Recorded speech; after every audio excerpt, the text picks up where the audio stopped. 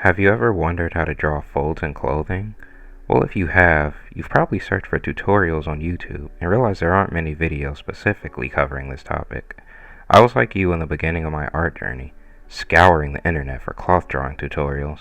It wasn't until an art class I took in high school that I truly gained the fundamentals of drawing cloth properly. So I made this tutorial series to help anyone wondering exactly how do you draw clothing. I hope you all can take something positive away from the lessons, and without further ado, let's get started.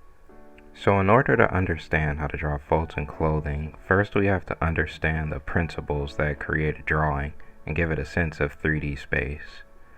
So that primary principle for creating art is called value. So the textbook definition is how light or dark something is on a scale of white to black, with white being the highest value and black being the lowest. So I've put together an example of a photo study that I've done recently and turned to grayscale. So the highest value is the white, which is this frame around the picture.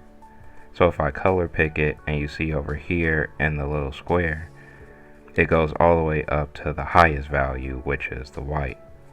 And if I were to pick a darker space on the image, it would go down. So the lower it goes, the lower the value gets, and that's the black. So we use value in order to tell like what the sense of depth is, or how close or far something is between each other in an image. So for example, the way that her hand is over her chest, we can see that it's two separate things instead of one entity because we have a dark space in between. Or how the hair on this side is behind her face, or overlapping it right here. So that's why it's important to make sure we get a range between dark and light, to make sure that we can see the sense of depth and how things overlap with each other, or if they're close or far. So here we're just creating a small example of how to create value with grayscale. So I'm just creating a simple sphere, and I'm using the light and dark tones to create depth to make it look like it's a sense of 3D space. And you mostly want to put the shadows where the light isn't being reflected at the most, because that'll be the darkest part of the picture, while the area where the light is directly coming from, which is the light source, is where it'll be the brightest at. And the highlight will be the direct point that the light is hitting the object. So another way that we create value and depth in art is by using line, because line shows a sense of what kind of shapes we're trying to create with our art and what we're actually trying to convey. So I'll use a few examples of cloth that I've gathered from the internet and different resources to showcase how you use line and value to create what the main part of this lesson is about, which is folds in clothing. So the first image right here is hanging drapery. Now this is probably one of the best examples of exactly what clothing or cloth in general is doing, and it'll really show you all the different forms and everything that's being created. So I've made a layer over this to be able to draw to show you a better sense of what it is. So what I did here was just lowered the opacity of the drapery layer and created a new layer on top of it that I can draw on. So I'll zoom in a little bit so we can see those folds a little bit better, and we'll pick a color that will have good contrast in comparison to the image. So I'm choosing blue because I usually sketch in blue. So first we'll just pick a decent enough brush size, and I think this should be good enough for what we're trying to do. So what you mainly want to look for when you're doing drapery is see what direction the drapery is going in and the folds and wrinkles, so you can get a better sense of what exactly you're doing. So as we can see right here, they're going in kind of like a U shape because the tension point is right here and right here. So the folds will go in the direction that the tension point is in.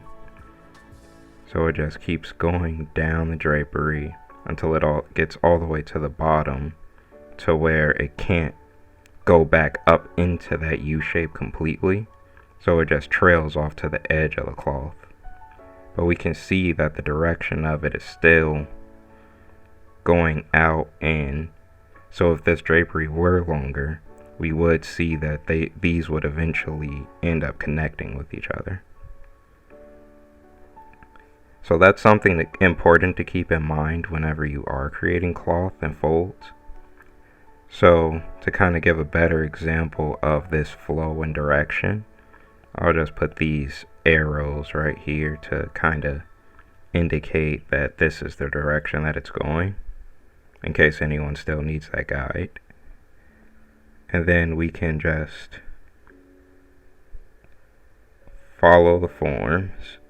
And this is a really good way to practice it too, is if you just create a layer over an image that you have and you lower the opacity of it and just draw over it. Because it basically is like tracing, but you're not tracing it just to replicate the image.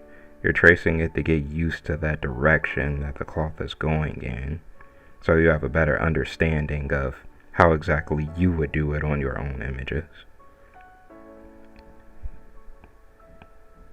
And then that's what it ends up looking like. And we would just go back in, and if you wanted to create value in it, you would go in with black and white or a color even and define these wrinkles and folds to pretty much see, oh yeah, this is creating a sense of depth. So I'm mostly just using my pencil tool to kind of go in and kind of do a bit of hatching almost, which is an inking technique, just in order to show the value without having to go into too much detail with this, because we do have a couple of other examples. So as you can see now, when I hide it, you can see the value and shape in the folds now. So I think we're good for this example, and we'll move on to the next one. So this is the next example. So I'll do the same thing. I'll hide the layer, or lower the opacity rather. And as we can see, the tension point is right here. So the tip of the fabric is being pulled, well, it's being held right here, and is coming down into this point.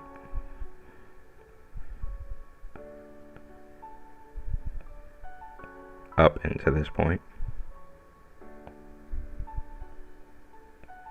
And we were on the wrong layer, so make sure that you guys don't do that, because that is something that's a common art pitfall that we all fall into.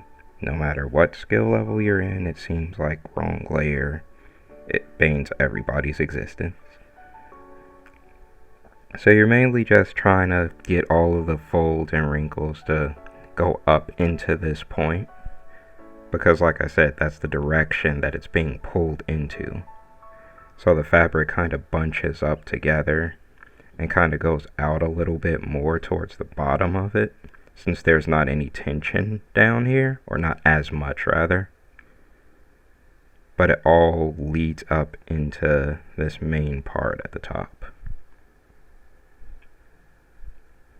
So as we can see, once again, this technique is giving us a good way to pretty much get a good idea of how we get the folds to go in the right direction. Because there's always a direction that the folds will go in, regardless of if there's a tension point or not. So, or not as strong of a tension point. So in the next example, will show cloth overlapping another object. So with an example like this, we can see that the cloth is actually overlapping another object. And some of those wrinkles and folds are being created by the fact that this fabric is laying on the edge of this couch. So unlike the towels or the drapery where there was one tension point, the tension is scattered throughout the edge up here. So we would just kind of create those directional lines to know where it's going, because it's pretty much just going outward and down.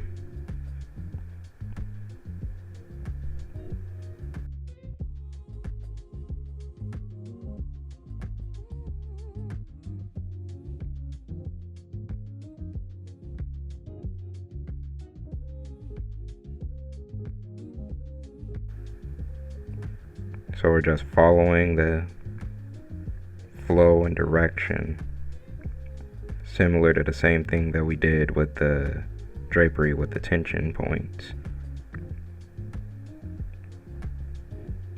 And like I said, this technique is pretty much just to help you get a sense of how exactly folds are working and how to apply them with reference, which at the end of this we will do a small reference demonstration so that we're not just completely tracing the whole time. But this is a good way to get started if you really have no idea how to properly even draw folds. So we're going to jump right into the reference here. So I set up a cloth that's hanging over a chair, and we're just going to block out the silhouette right here because we need to make sure we get the flow and everything with a lighter value, just remembering the direction that the cloth is going in. And we're not really going for too much detail right now, mostly because it's just a study and we don't want to get lost in the detail and everything. So we're just using a darker value now to pretty much get a good sense of how the folds are going over each other and really creating that sense of depth. So we just want to keep in mind everything that we have been looking at, the direction and the way that the lines are moving and that L shape that's being created by draping over a surface.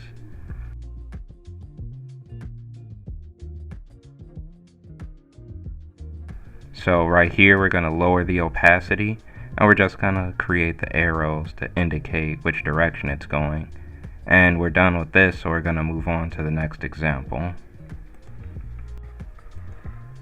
So for the next example, we have a cloth that's hanging on pins or something. So we see that it has that same U shape. We're defining the direction of it. We're just laying in those line foundations and everything we need for our information for when we start adding the grayscale, as opposed to just starting straight off from a silhouette last time. So we're just blocking out the color, getting all the shadow in, and then we're going to go back in here and we're going to start adding the lighter values in a second. So now we're adding the lighter values in and we're really getting that good sense of fold and direction. And then we're going to move on to the next example once we're done with this.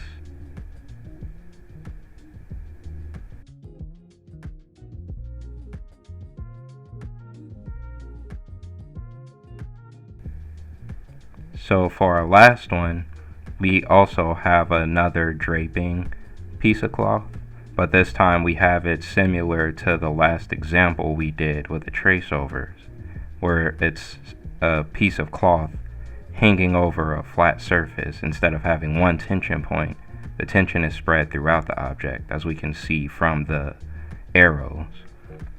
So similar to the last two, we're just adding in shadows and we're creating that value and that good sense of a grayscale so we can really see the depth that the folds have and how it's draping over itself. And then we start going back in with some of the lighter values and pretty much just blend it in together until we have something that we're comfortable with.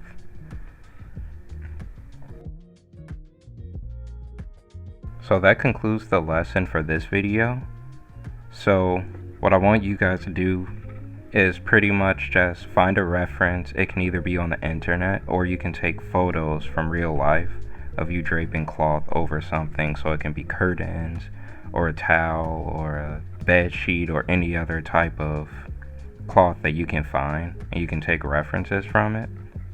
So just take a picture and then you can draw either on a tablet or in a sketchbook. You can do the trace over method, or you can actually use Grayscale and try to get the values in. But pretty much just use the techniques that we went over here and see if that helps. And let me know how well you do, either in the comment section, or you can send a DM or just some other way to let me know on the other social media that's linked down below. And just make sure to have fun with it. So in the next video we'll be going over clothing, since I'm pretty sure that's what everybody's here for anyway. And we'll be seeing how the cloth wraps around the body and the different forms and shapes that it makes, and how to make it look like a person's actually wearing clothes and like they're not a cardboard box. So don't forget to like, comment, and subscribe, and let me know what you guys think and what can make the series better and different things that you guys may want to learn in the future. So I'll see you next time.